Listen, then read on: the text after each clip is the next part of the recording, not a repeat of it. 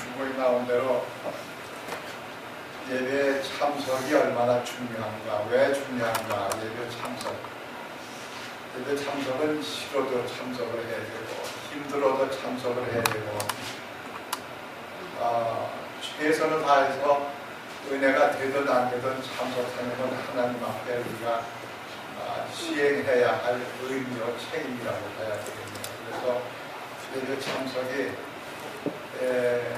어떤 때는 참석하고 싶은 마음이 없을 때도 있어요. 그래도 나를 구원해 주신 하나님 앞에 겸손히 경배드리고 예배를 드린다는 것처럼 귀한 일이 세상에 더 없다고 생각합니다. 그래서 오늘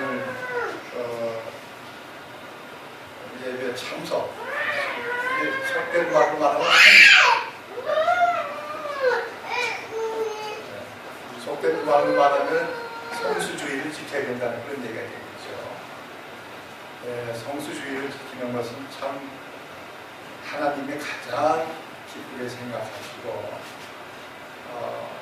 제일 신앙의 중심이 성수주의를 하는 것이 신앙의 중심이라고 생각합니다. 신앙의 이 중심이 흔들리면은 우리의 믿음이 흔들리게 된다.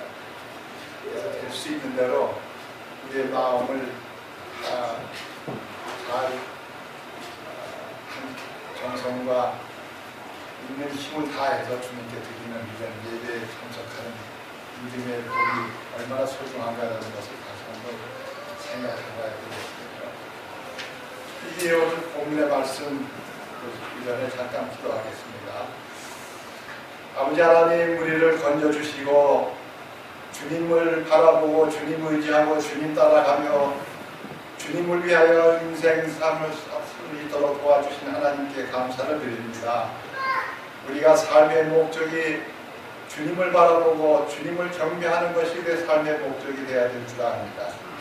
주님의 뜻이 무엇인가 분별하여 뜻대로 살 수 있는 저희들이 되고 있도록 주님 도와주시기를 원합니다. 오늘 귀한 말씀, 이영호 목사가 선포하는 말씀이 아니라 주님께서 선포하는 말씀이 되게 하여 주시고 하나님의 귀한 말씀 속에서 오와 같은 진리의 말씀을 우리가 터득할 수 있도록 성령께서 인도해 주시옵소서. 예수님의 이름으로 기도하옵나이다. 아멘. 오늘 본문에 가서 누가복음 4장 14절부터 이제 쭉 나오는데 14절부터 나오고 24절 이제 하반절에 이제 내가 그 말씀을 중심으로 설명을 하겠습니다. 예수님께서 어디서 자라나셨죠? 나사렛. 나사렛 동네에서 자라나셨는데 관례대로 안식일에 회당에 들어가 읽으려고 하시니 예수님께서 그 당시에는 이스라엘 시대는 회당이 많았어요. 예루살렘에 회당이 몇 개가 있었냐면 480여 개가 있었다. 굉장히 많아요. 480여 개. 이 회당은 유대인들 성인 10명으로 구성이 된 공동체인데요.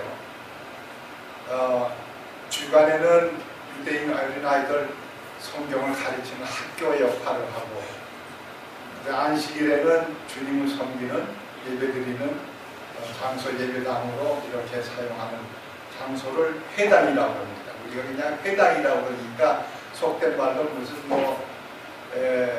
주민센터 같이 주민들이 모였다 이런 것이 아니고 종교 목적, 주님을 섬기는 목적으로 사용되어지는 장소였습니다. 예루살렘에 하여튼 480개의 회당이 있었다니까 그뿐만 아니라 다른 동네, 다른 도시에도 회당이 산재되어 있었습니다. 그래서 특히 바벨로니아의 유대인들이 포로로 잡혀갔을 때 바벨로니아에는 성전이 없잖아요. 그러니까 회당을 만들어가지고 그 포로 생활하면서도 회당에서 신앙생활을 하고 그랬습니다. 예루살렘의 나사렛 동네에서 예수님께서 성장하셨고 하시다가 거기서 신앙생활을 하셨는데 회당에 참석을 하시고 주일날, 안식일날은 틀림없이 빠짐없이 회당에 가서 예배를 드리고 가르치고, 그러니까 회당에 가면은 하나님 말씀을 읽고 그리고 강론하고 설명하고 어떻게 우리 생활에 적용할 수 있는가라는 것을 강론하고 해석하고 가르쳐주는 그런 장소라고 봐야 되겠습니다. 나는 이 1절의 말씀을 볼 때 나사렛에 가서 자기 관례대로, 그러니까 관례라는 것은 매주 매 안식일마다 빠짐없이 안식일에 그 회당에 가서 예배를 드렸다는 것을 여기서 강조하고 있네요. 그런데 나는 이 예수님께서 하나님의 아들이신데 빠짐없이 회당에 가서 예배를 드리고 성경을 보면서 믿음을 체크하고 신앙 성장과 도전을 받는 삶을 살았다는 것을 생각할 때 하나님 아들이신 예수님께서 한 안식일 한 번도 빠뜨리지 않고 참석하셨다고 생각했을 때, 야, 하나님 아들도 이렇게 성수주의를 지키셨는데, 그 당시는 안식일이죠. 지키셨는데 할례와 피조물 인간 나 같은 존재가 나한테 휴지 조금만 줘.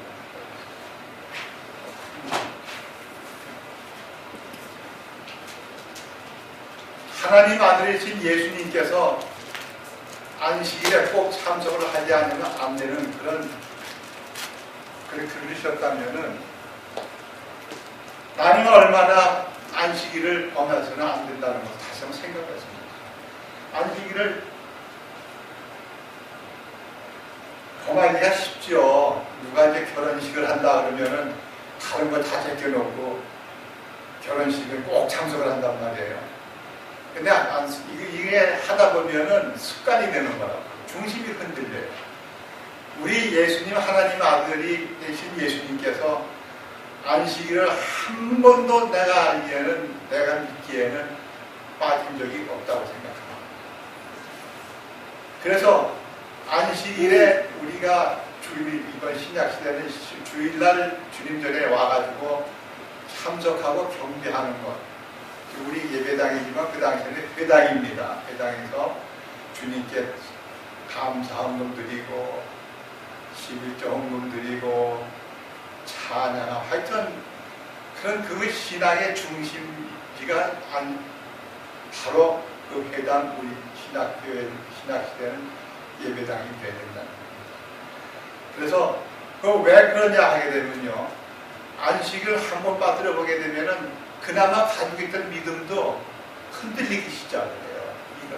제일 마귀가 우리의 믿음을, 성장을 방해하고 성장을 가로막고 주님과의 뭔가 격리시켜주기 위해서 하는 방법 중에 큰 방법이 주의를 범하는 겁니다.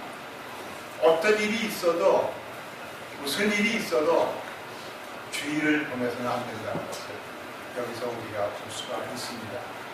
기억하세요. 예수님께서 안식일을 한 번도 빠뜨리지 않고 하나님 아들이신데도 그렇게 참석하고 예배에 참석하는 것이 그렇게 중요하다면 나에게는 얼마나 더 중요한 일이 아닌가라는 것을 생각을 하고, 그 다음에 우리가 24절을 내려가서 24절이 아닙니다. 근데 예배당에 참석을 했는데, 자, 분명히 여기서 예수님께서 28절에 주의 영께서 내게 임하셨으니 이는 그분께서 내게 기름을 부으사 가난한 자들에게 복음을 선포하게 하기 때문이라.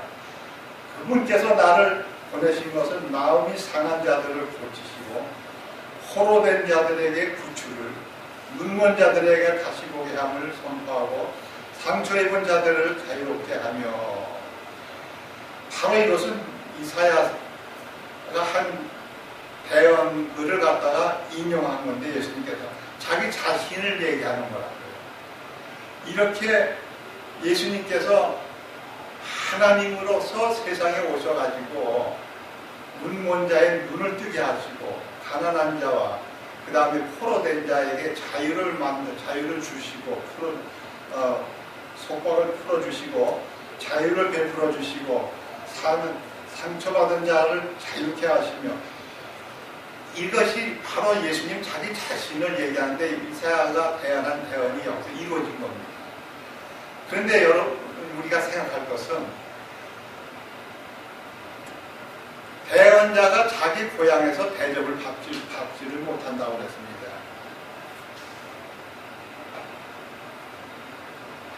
23절에 그분께서 그에게 이르시되 너희가 분명히 의사여 내 자신을 고치라 한 이 격언을 내게 말하며 우리가 들은 바 내가 가버나움에서 행한 모든 일을 여기 내 고향에서도 행하라 하리라 하시고, 또 이르시되 진실로 내가 너에게 이르노니 어떤 대언자가 자기 고향에서 인정받지 못한다. 인정받지 못하고, 거기 청중이 누구냐면은 유대인들이에요. 다 모였습니다. 근데 유대인들의 그 예배를 안식일에 와서 회당에 와서 예배를 드리는데 그들의 마음의 태도가 어떻게 됐느냐면 예수님을 메시아로 받아들이지 않고 의심하는 그런 마음의 자세로 예수님의 말씀을, 예수님의 성경 강의하는 것을 듣고 있었다. 다시 말해서 거기에 청중들은 전부 유대인들인데 유대인들이 99%가 다 부정적인 생각을 갖고 하나님 말씀을 들어갑니다. 그러니까 은혜가 되겠어요? 예수님이 하나님의 아들이시고 가난한 자를 부욕해 하시고 병든 자를 고치시고 포로된 자를 자유케 하시는 유일무이한 메시아인데도 믿지를 않는 거예요. 그러니까 아무리 주옥 같은 말씀이 선포된다 하더라도 무슨 이익이 있겠느냐 말이에요. 이익이 전혀 없습니다. 자, 우리가 예배를 드릴 때도요, 간절한 마음으로 주님 앞에 예배를 드리는데 말씀을 들을 때 우리의 믿음이 도전을 받아야만 됩니다. 내 믿음이 왜 이렇게 침체가 되어 있는가? 내 믿음의 태도가 주님의 말씀은 말씀 그대로 내가 받아들일 수 있는가? 아니면 이 어떤 부분 나한테 마음에 와 닿는 거는 받아들이고 마음에 와 닿지 않는 거는 딱딱 거절을 하고 거부감을 갖고 있는 때가 많이 있습니다. 이 사람들은 완전히 거부감을 갖고서 예수님이 선포하는 그 말씀을 그대로 흡수하지를 못했습니다. 그러니까 은혜가 안 되는 거예요. 상상해 보세요. 하나님의 백성 유대인들이 이방인들보다 더 열심을 가지고 예수님의 말씀을 듣고 은혜를 받고 또 믿음의 도전을 받아야 될 그 부족한 판인데 부정적인 생각을 갖고 예수님의 말씀을 들으니까 은혜가 되겠는 거죠. 부정적인 마음을 갖고서 말씀을 듣게 되면은요, 어떤 사람들은 여기 보면은 성경에 이 사람들이 말씀을 듣더니 분노했다고 그랬지 않았습니까? 왜냐하면 자기들의 마음에 맞는 말씀이 아니거든요. 그러니까 예수님이 하시는 그 말씀이 너희들이 내 말을 듣고 알아듣지만은 믿음은 전혀 부정적인 믿음을 갖고 있는 것을 내가 안다. 너희들 그런 믿음을 갖고서 예배에 참석하고 경배하기 위해서 회당에 나왔다면 아무 효과가 없다는 것을 여기서 지적해 주십니다. 너무너무 믿음이 없으니까 예를 들어서 얘기하는 거예요. 24절에 이르시되 진실로 내가 너에게 이르노니 어떤 대언자도 자기 고향에서 인정받지 못하느니라. 25절 그러나 내가 너에게 진실로 말하노니 엘리야 시대에 3년 6개월 동안 하늘이 닫혀 온 땅에 두루 큰 기근이 들었을 때에 이스라엘에 많은 과부가 있었을 때 엘리야가 그들 중 아무에게도 보내어지지 아니하고 오직 시돈의 도시에 사렙다 사는 한 과부 여인에게만 보내어졌느니라. 자, 이게 무슨 말씀입니까? 엘리야 시대에 과부들이 많이 살고 있었어요. 불쌍한 과부들이요. 그런데도 하나님이 예수님의 말씀을 그대로 받아들일 수가 없었다는, 믿음이 융척하지만 믿음이 없다는 거예요. 그 수도 없는 과부들이, 유대인 과부들이 예수님께서 복음의 말씀을, 축복의 말씀을 병 고치고 자유케 한다 뭐 이런 말씀을 전해도요 믿음이 없으니까 오죽하면 하나님께서 엘리야 시대에 엘리야를 어디로 보낸 줄 아십니까? 이세벨이 살던 동네 사렙다의 과부에게 보냈습니다. 그 수많은 과부들이 예수님의 말씀, 하나님의 말씀을 그대로 받아들이지 못하고 부정적인 생각을 갖고 있으니까 너무 마음이 답답해가지고서 이세벨의 동네 사렙다에 살고 있는 과부에게 하나님께서 엘리야를 보냈습니다. 그 기근이 많이 들고 사람들이 처처에 그냥 기아로 인해 가지고 죽어가는 시신들이 여기저기 늘어져 있으면서도요 하나님을 믿지를 않고 하나님의 말씀에 회의감을 갖고서 거부하는 마음을 갖고 있었기 때문에 하나님께서 그 엘리야를 어디로 보냈냐면 사렙다 과부는 유대인 과부들보다 나은 것이 뭐가 있습니까? 유대인 과부들은 당연히 하나님 말씀을 받아들이고 순종하고 복을 누려야 할 사람들인데도 불신하고 믿음이 없으니까 믿어야 할 사람들이 진작 믿어야 할 사람들이 믿지 않으니까 하나님께서는 이제 할 수 없어서 그들을 그냥 버려두고 엘리야를 사렙다 과부에게 보냈어요. 사렙다 과부에게 보냈을 때 예수님께서 사렙다 과부의 믿음에 대해서 설명을 하셨을까 안 했었을까요? 내 생각에는 하셨을 것 같아요. 왜 엘리야가 사렙다 과부에게 유대의 많은 과부들에게 소망의 낯설음을 전하지 않고 다 물리치고 사렙다 과부에게 이방인 과부에게 복음을 듣고 가게 됩니다. 말씀을 듣고 가게 됩니다. 그 이유를 설명했을 거예요. 그 사렙다 과부의 믿음을 보세요. 그러니까 안식일날 그게 주일날 참석을 했지만은 믿음의 자세가 태도가 부정적인 태도를 갖고 있으니까 말씀의 은혜를 받지를 못했지만은 사렙다 과부는 믿음이 있는 여자입니다. 왜? 가난해서 믿음이 있었습니까? 아니죠.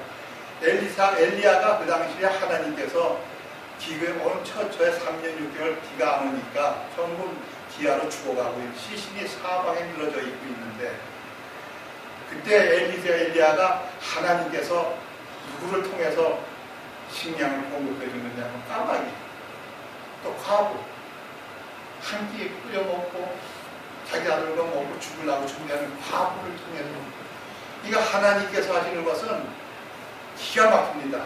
까마귀는 우리 한국에서 쳐다도 안 봅니다. 까마귀처럼 아주 천대받는 멸시 가치가 없는 새가 어디 있겠습니까? 그러나 까마귀를 통해서 어서 와요. 까마귀를 통해서 엘리야를 먹이셨다. 이 하나님의 방법은 기가 막히네요. 부자를 통해서 먹여 살리지 않고 찢어지게 가난한 과부를 통해서 엘리야를 먹을 것을 공급해 주셨답니다. 난 이것을 생각을 하면은요, 역시 인간의 생각과 인간의 방법은 하나님 생각과 하나님의 방법은 하늘 땅 차이구나. 그러니까 믿음이 필요하죠. 안 그래요? 그렇지 않으면 믿음이 필요 없습니다. 인간을 생각하면은 지금 있는 거 마지막 내 자식하고 아들이 하나 있는데 끓여 먹으려고 그러지 누가 그것을 하나님 앞에 몽땅 바치겠습니까? 그 믿음을 보세요. 사렙다 보니까 유대인의 과부들이 수많은 과부들은 믿지 않았지만 이방의 사렙다 과부는 그걸 믿었다는 거예요. 그 믿음을 강조하시고 예수님께서 그걸 강조하셨을 거예요. 너희들의 안식에 참석하니까 너희들의 믿음이 도전을 받고 이런 믿음을 하나님이 축복 주신다는 것을 강조하셨을 겁니다. 난 그렇게 생각합니다.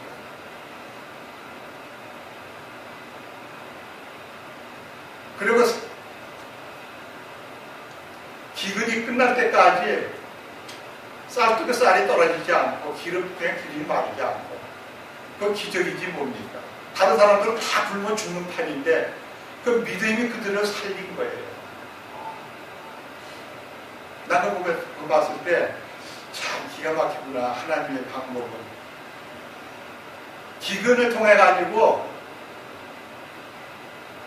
기근 동안에 먹을 것을 하나님께서 제공해 주시는데 한 가지 또 배울 것은 예수님은 이거 감동하셨는지 난 모르겠어요. 내가 상상하는 건데 다른 사람들 먹을 것을 없는데 먹을 것을 주셨습니다. 그러니까 이 먹을 것을 주셨으니까 나 이제 살았다. 먹을 것을 주신 것으로서 자족하지 말라는 말이에요. 기근은 기근이 심한 재앙이지만 그것보다 더 큰 재앙이 있어요. 아들이 죽었어요. 아마 이 과부는 공급받아 먹고서 야 이제 내가 살았구나 아마 자족했을런지도 모릅니다. 근데 하나님께서 가르쳐 주시는 방법이라는 것은 그 공급해준 그 축복 때문에 감사하고 자족하지 말고 그 축복을 베풀어 주신 하나님을 의뢰하라, 신뢰하라, 그걸 강조하는 것이 나는 생각해요. 물질을 축복해주면 그것 때문에 그것만 바라보고 땡큐하고 엔조이하고 그냥 안심하고 그것만 그냥 자족하고 자족하는 것이 인간의 심리지만 하나님은 그게 아니에요. 그것보다 더 심한 기근이 얼마나 큰 재앙입니까? 그러니까 그 고비를 한 단계를 넘어가니까 그 다음에는 더 기근보다 큰 재앙이 떨어졌는데 아들이 이제 죽은 거예요. 아들이 죽었는데 그보다 더 큰 재앙이 어디 있습니까? 근데 거기서 또 가르쳐 주시는 것이 교훈이 있는데 뭐냐면은 죽은 아들도 일으킬 수 있는 하나님의 부활의 능력을 강조합니다. 그거를 너희가 믿느냐 이걸 막 가르쳐줬을 거예요. 난 그렇게 생각해요. 그래서 수많은 과부들이 많아도요. 믿음이 없으니까 예수님께서 이런 복된 말을 전파해도 그게 먹혀 들어가지가 않아요. 그러니까 듣지를 않아요. 알아 모르겠다.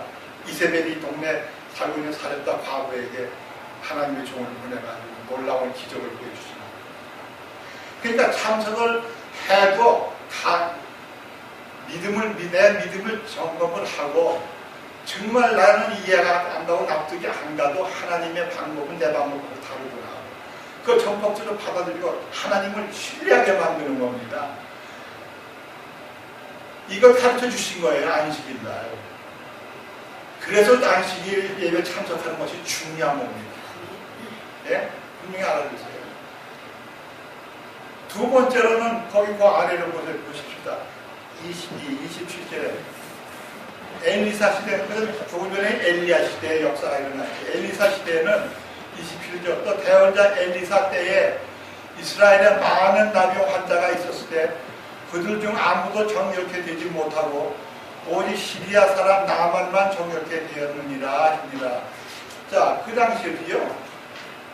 왜 그 당시에는 유행병이 뭐냐면은 나병의 문둥병들이에요. 문둥병은요, 그건 컨테이지어스예요. 전염성이 강하기 때문에 격리시켜놔야 돼. 격리 캠프에 수용소에다가 따로 격리시켜 놓고 전염되지 않은 전염을 차단하기 위해서 격리시켜 놓는 거예요. 그런데 그 당시에 과부가 많았는가 하면 또 문둥병 병자들이 또 그렇게 많았답니다. 상상할 좀 그냥 예수님께서 한 번은 10문둥이들이 고침을 받지 않았습니까? 문둥병들 가는 곳곳마다 문둥병자들이 접근하는 거예요. 구져달라고. 10명이 고침을 다 받았는데 9명은 그냥 땡기도 안 하고 다 도망가 버렸어요. 그런 못된 놈들이 어디 있습니까? 그 중에 한 사람은 와서 땡기고 했는데 그게 누구냐면 그 사람이 유대인이 아니고 이방 여인 과부와 같고 이방 사람이 사마리아 사람이 땡큐를 한 겁니다. 유대인들은 땡큐를 안 했어요. 근데 여기 그 당시에 문둥병자가 그렇게 수도 없이 많았는데 엘리사를 하나님께서 어느 정도 아주 고칠 수도 있습니다. 믿음이 없어요. 그 많은 유대인들의 나병 환자들이 믿음이 없으니까 아무리 좋은 주옥 같은 메시지다 하더라도 믿음이 없으면 그건 나의 동풍격이에요. 아무 효과가 없다는 거예요. 그렇지 않습니까? 그래서 하나님께서 엘리사를 이방인이었던 시리아에 살고 있는 나만 장군에게 엘리사가 역사해서 고침을 받게 하는 역사가 있지 않습니까? 근데 이게 과정이 예수님께서 이것도 강론하셨는지 모르겠습니다. 나만 장군이 그 당시에 세계를 제패하고 있는 제국이었던 아시리아와 전쟁할 때 메카도 장군같이 큰 공족을 세운 사람이라 이름이 그냥 뭐 영웅이 그 당시에 영웅이었죠. 나만 장군이 시리아에.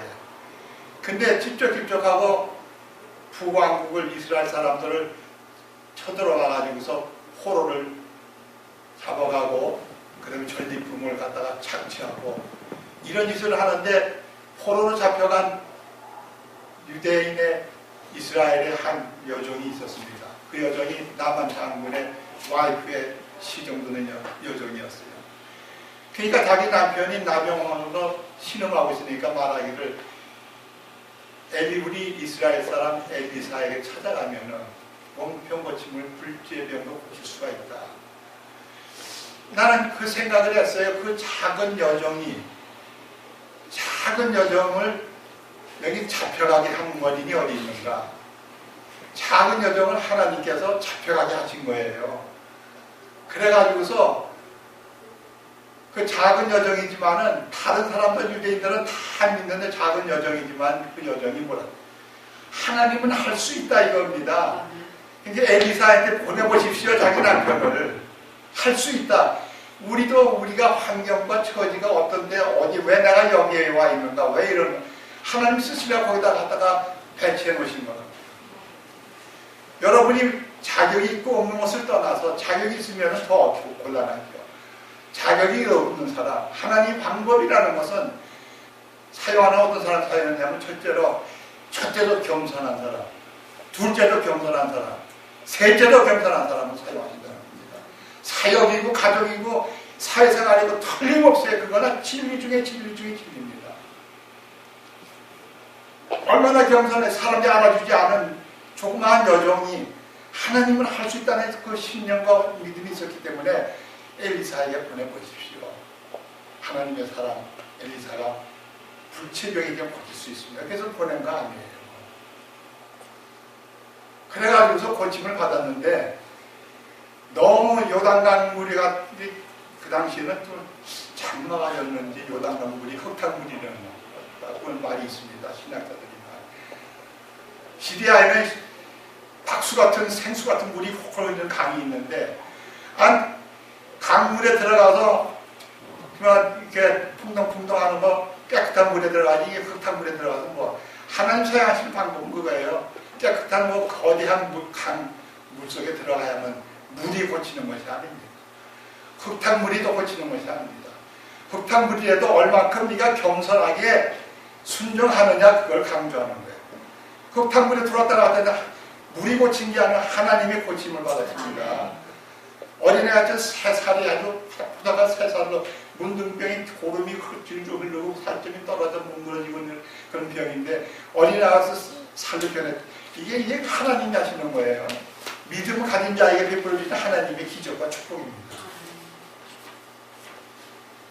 내가 이제 돌아가서 가져온 아마 5만 달러에 해당 선물을 가져왔는데 선물을 엘리사에게 주니까 엘리사가 그걸 받습니다. 이거는 하나님의 선물은 그거 갖고 할 수 없다.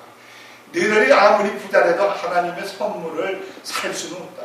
너무 고가입니다. 예수님의 핏값으로 우리의 병이 치유가 되고 구원받는 줄을 믿습니다. 여러분 사죄함을 받았다는 사자는 이 흙토변에 2다리 좀 짓고 이게 사죄 이게 뭐냐 붉은 적이라는 얘기예요. 적화통이라고 그러잖아요. 이 붉은 적이 변해 그 다음에 이렇게 그게 죄사함 사자입니다. 그걸 보면 한문디어 진리가 있어요. 붉은 빛깔이 들어간 그 요소로서 사죄함을 죄를 죄용서를 받는다. 그게 예수님의 보혈을 세계 역사를 무시할 수가 없어요. 그래가지고 그걸 다시 보내지 않았습니까? 그래서 그는 무료로 하나님의 베풀어 주시는 선물과 치유와 구원의 은총은 이건 모든 것이 무료입니다. 그것이 하나님의 은혜가 아니고 무엇이겠습니까? 하나님의 은혜와 선물을 돈을 들여 사겠다고는 안 돼요. 여러분 11조도 교회에다가 바치는 것을 바치고서 내가 대가로 복을 받 그게 아니에요. 11조는 교회에다 바치는 것이 아닙니다. 11조는 하나님에게 바치는 거예요. 교회를 통해서 하나님에게 바치는 거예요. 그래서 하나님이 그것은 당연히 너희들이 해야 할 의무요 나에 대한 경건한 신앙의 표현인데 그 신앙의 표현을 보고 믿음을 보고 하나님이 하늘의 창문을 열어가지고 쓸데없이 복을 주어주신다고 약속을 한 줄로 믿습니다. 그가 돌아갔어요. 돌아가가지고 시리아로 돌아갔습니다. 돌아가기 전에 그랬어요.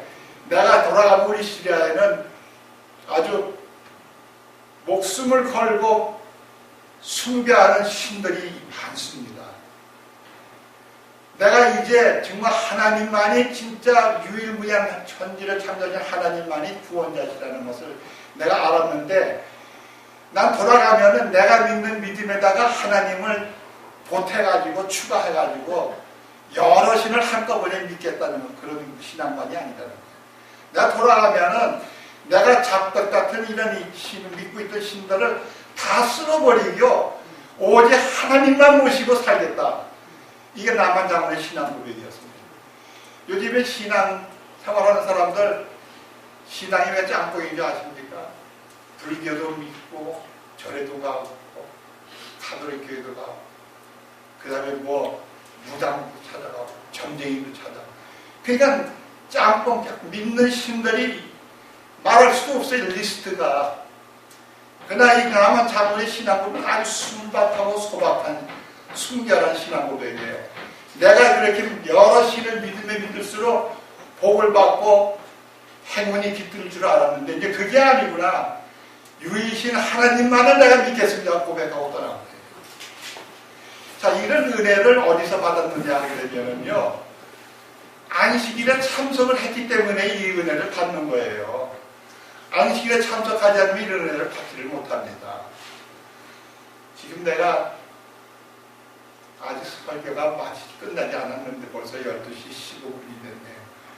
여기서 마치고 나머지 못한 것은 내가 다음 기회에 꼭 말씀을 드리겠습니다.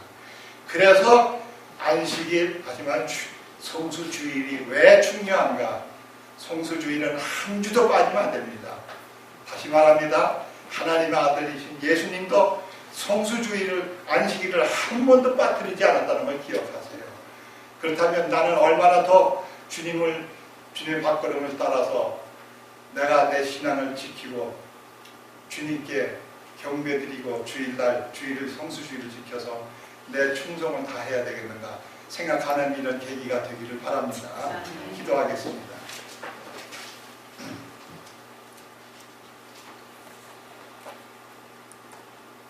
이제 피아노 연주할 때 여러분 한 2, 3분 기도하십시오. 말씀 들은 대로 안식일 예배 참석이 얼마나 중요한 나 삶의 부분인가라고 생각하시고 기도하시기 바랍니다.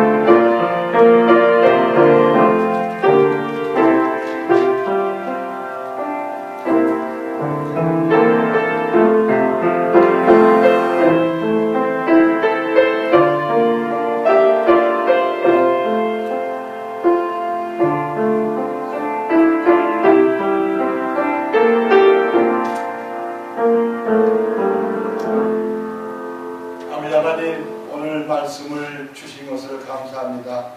이영호 목사가 하는 말이 아닙니다. 하나님께서 우리를 사랑하셔서 하나님의 음성을 듣게 해주신 줄로 믿습니다. 이 말씀이 우리 마음속에 자리 잡게 하여 주시옵시고, 아버지여, 우리가 시간을 아껴서 우리의 믿음이 성장할 수 있는 데에도 신경을 쓰고 마음을 갖고 예배를 드릴 수 있도록 도와주시기를 바랍니다. 예수님의 이름으로 기도합니다. 가름하셔서 사를